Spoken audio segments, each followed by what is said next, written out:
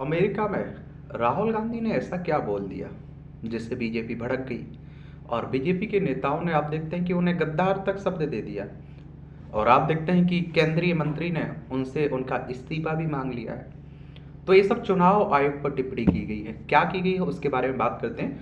देखिए, चुनाव आयोग की बात करें तो एक संवैधानिक संस्था है। संविधान के अनुच्छेद 324 के तहत चुनाव आयोग की स्थापना की बात की गई। 25 जनवरी 1950 में स्थापना हुई थी। 25 जनवरी को आप लोग मतदाता दिवस मनाते हैं। नई दिल्ली में हेडक्वार्टर देखने को मिलेगा। सुकुमार सेन पहले मुख्य चुनाव आयुक्त थे। विधानसभा, राज्यसभा, लोकसभा, राष्ट्रपति, उपराष्ट्रपति के चुनाव की देखभाल भारतीय निर्वाचन आयोग करवाता है। रविवार को अमेरिका के बोस्टन में एक कार्यक्रम में लोकसभा में नेता प्रतिपक्ष कांग्रेस सांसद राहुल गांधी ने भारत में चुनाव प्रक्रिया में गड़बड़ी का आरोप लगाया। और उसके बाद बीजेपी के कई नेता उन पर हमलावर हैं। और एक बात और बता दूं आपको, ईवीएम की बात कर लीजिए। चुनाव आयोग पर सवाल हमेशा से खड़े होते रहे।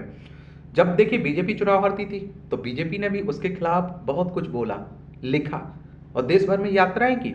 आज आप देखिए कांग्रेस हार रही है तो कांग्रेस भी उठा रही है। मैं इसलिए तो कहता हूं कि नेता सब बराबर हैं।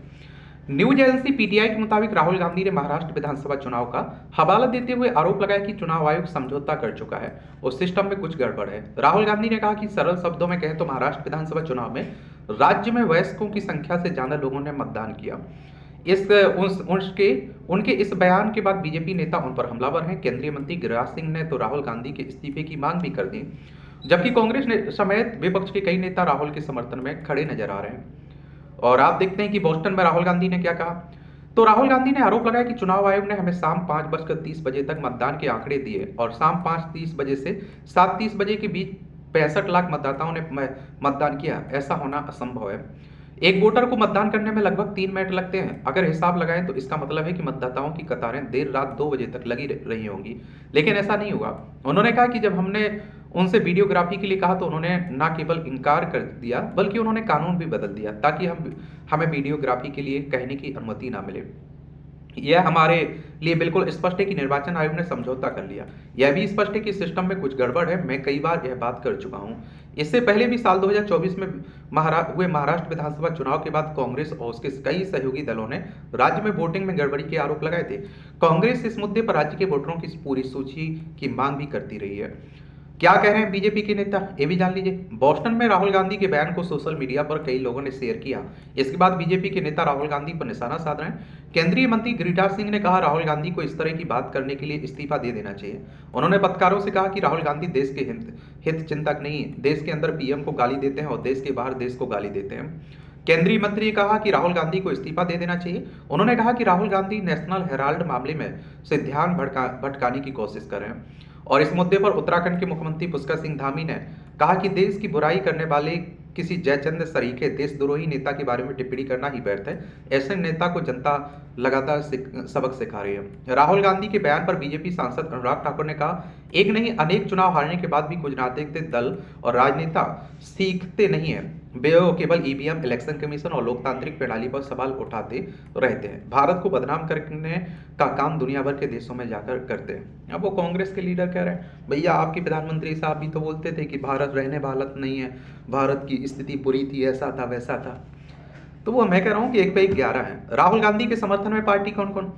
तो राहुल गांधी के पर बीजेपी के नेताओं के हमले के बाद कांग्रेस प्रवक्ता पवन खेड़ा ने सवाल उठाए। उन्होंने कहा बीजेपी क्यों हमलावर है, चुनाव आयोग पर सवाल उठाए हैं। जवाब चुनाव आयोग थे।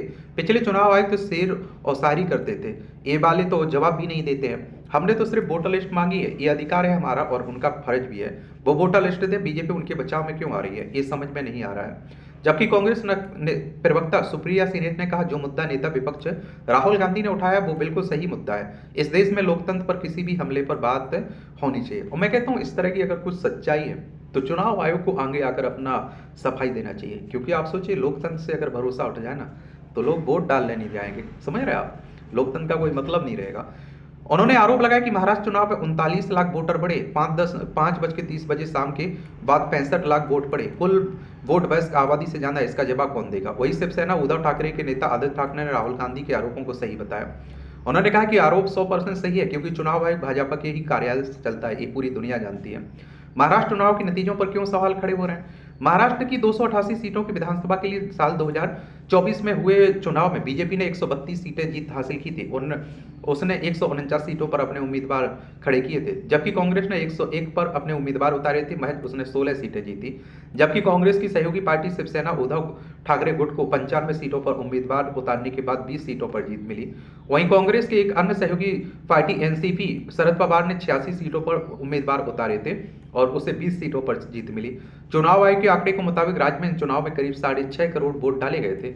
वहीं इनमें से कुछ महीने पहले हुए साल 2024 के लोकसभा चुनाव में करीब 5 करोड़ 72 लाख वोट डाले गए थे। उन चुनाव में कांग्रेस और उनके सहयोगी दलों का प्रदर्शन विधानसभा चुनाव के मुकाबले काफी बेहतर रहा था।